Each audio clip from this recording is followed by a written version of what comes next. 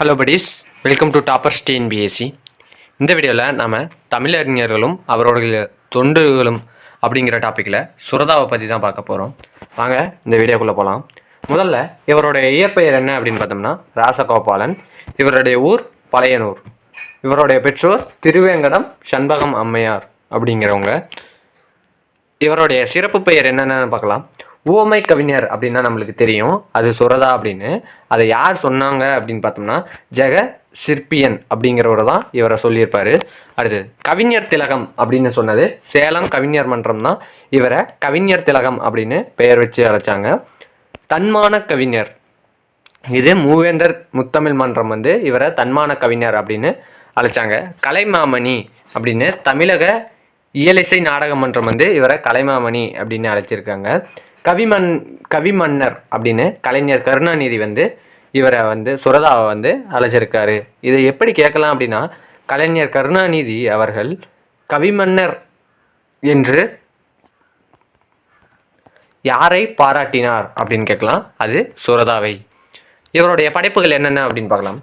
முதல்ல தேன்மலை. தேன்மலைங்கிறது கவிதை தொகுதி.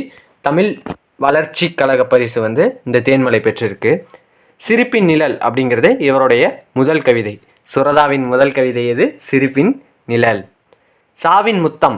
சாவின் முத்தம் என்பது இவர் இயற்றிய நூல் தான். உதட்டில் உதடு, பட்டத்தரசி, சுவரும் சுண்ணாம்பும், துறைமுகம், வார்த்தை வாசல், எச்சில் இரவு, அமுதும் தேனும், தொடாவாலிபம், இதெல்லாம் இவர் இயற்றிய நூல்கள். அடுத்தது கட்டுரை முன்னும் பின்னும் அப்படிங்கிற ஒரு கட்டுரையை எழுதியிருக்காரு. இவருடைய இதழ் என்னென்ன அப்படின்னு பார்த்தோம்னா காவியம், அதுதான் முதல் கவிதை இதழ். வார இதழ் எல்லாம் இந்த காவியம் அப்படிங்கிறதான். அடுத்து இலக்கியம் மாத இதழ். ஊர்வலம் அப்படிங்கிறதும் மாத இதழ். சுரதா அப்படிங்கிறத அவரே மாத இதழ், அவருடைய பெயர்லேயே ஒரு மாத இதழ் தொடங்கியிருக்காரு. அடுத்து விண்மீன் அப்படிங்கிறதும் மாத இதழ். இதில் மாத இதழ் அப்படிங்கிறது 4: இலக்கியம், ஊர்வலம், சுரதா, விண்மீன் பாதை, இதெல்லாம் மாத இதழ். காவியம் அப்படிங்கிறது முதல் கவிதை இதழ், வார இதழ்,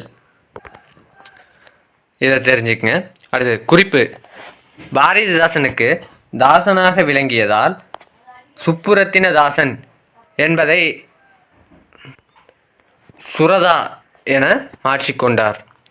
சிறப்பு என்ன அப்படின்னு பார்த்தோம்னா, தமிழக அரசின் முதல் பாவேந்தர் நினைவு பரிசு பெற்றவர் இந்த சுரதா. வா ராமசாமி அவர்களால் மற்றொரு பாரதி பிறந்து விட்டான் அப்படின்னும் சிறப்பிக்கப்பெற்றவர் இவர் தான் சுரதா. மேற்கோள்கள் என்னென்னு பார்க்கலாம்.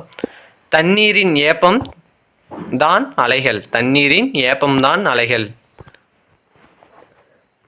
தடைநடையே அவர் எழுத்தில் இல்லை, வாழைத்தண்டுக்கோ தடுக்கின்ற கணுக்கள் உண்டு அப்படின்னு சொன்னது இவர் தான். படுக்க வைத்த வினாக்குறி போல் மீசை வைத்த பாண்டியர்கள். படுக்க வைத்த வினாக்குறி போல் மீசை வைத்த பாண்டியர்கள். வரலாற்று பேரழகி ஆதிமந்தி எதுகை வரல் போல் அடுத்து வந்தால் அத்தி என்பானோ மோனையை போல் முன்னே வந்தேன் அப்படிங்கிறது இவருடைய குறிப்பு. இவர் கிளிக்கண்ணி அப்படிங்கிற ஒரு பாட்டையும் பாடியிருக்காரு. கிளியின் மொழி போன்ற இனிய சொற்களை பேசும் பெண்ணை நோக்கி கூறுவதாக இனிய சந்தத்தில் பாடப்படும் பாடல் வகை தான் இந்த கிளிக்கண்ணி. இவர் உரைநடைக்கு ஒரு டெஃபினிஷன் கொடுத்துருக்காரு. உரைநடை என்பது மக்கள் பேசும் எளிய சொற்கள் தொடர்களாக அமைவது அப்படிங்கிறது. இன்னொன்று கவிதை என்பது அச்சொற்கள் எதுகை, மோனை, இயைபு, முரண், சந்தம் முதலிய யாப்பிலக்கண நெறிகளுக்கு உட்பட்டு அமைவது அப்படின்னு இவர் கூறியிருக்காரு. இவருடைய பாடல் என்னென்ன அப்படிங்கிறத பார்க்கலாமா. விண்வேறு விண்வெளியில் இயங்குகின்ற வெண்மதியும் செங்கதிரும் முகுலும் வேறு, மண்வேறு மண்ணோடு கலந்திருக்கும் மணல் வேறு, பனித்துளியும் மலையும் வேறு, புன்வேறு வீரர்களின் விளிம்புன் வேறு, புகழ்வேறு செல்வாக்கு வேறு, காணும் கண்வேறு கல்விக்கண் வேறு, கற்றார் கவிநடையும் உரைநடையும் வேறு வேறு, ஆக்கும் வரை நாமதனை அரிசி என்றும் ஆக்கிய பின் சோறென்றும் சொல்லுகின்றோம், பூக்கும் வரை அரும்பென்றும் பூத்த பின்பே பூவென்றும் சொல்லுகின்றோம்.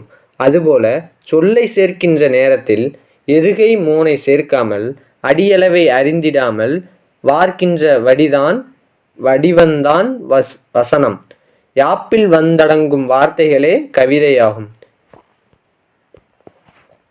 எருவினிலே பயிர் விளையும், சிறந்த கேள்வி எழுப்புவதால் ஆராய்ச்சி விளையும். அந்தி இரவினிலே குளிர் விளையும், நுணுக்கத்தோட எழுத்தெண்ணி முன்னோர் போல் கற்று வந்தால் அறம்பொருட்கள் உள்ளத்தில் விளையும். மிஞ்சும் அறிவினிலே புகழ் விளையும். இவற்றையெல்லாம் பெரும்பாலும் அறியாமல் எழுதுவோருக்கு புகழெங்கே சிறப்பெங்கே விளையக்கூடும் அப்படிங்கிறது இவர் எழுதின ஒரு சிறந்த கவிதை அப்படின்னு சொல்லலாம். இவரை பற்றிய இந்த ஒரு பாடல் தான் கொடுத்துருக்காங்க புக்கில். இதோட இந்த வீடியோ முடியுது. இந்த வீடியோ பிடிச்சிருந்தா லைக் பண்ணுங்கள், ஷேர் பண்ணுங்கள், சப்ஸ்கிரைப் பண்ணுங்கள். நன்றி.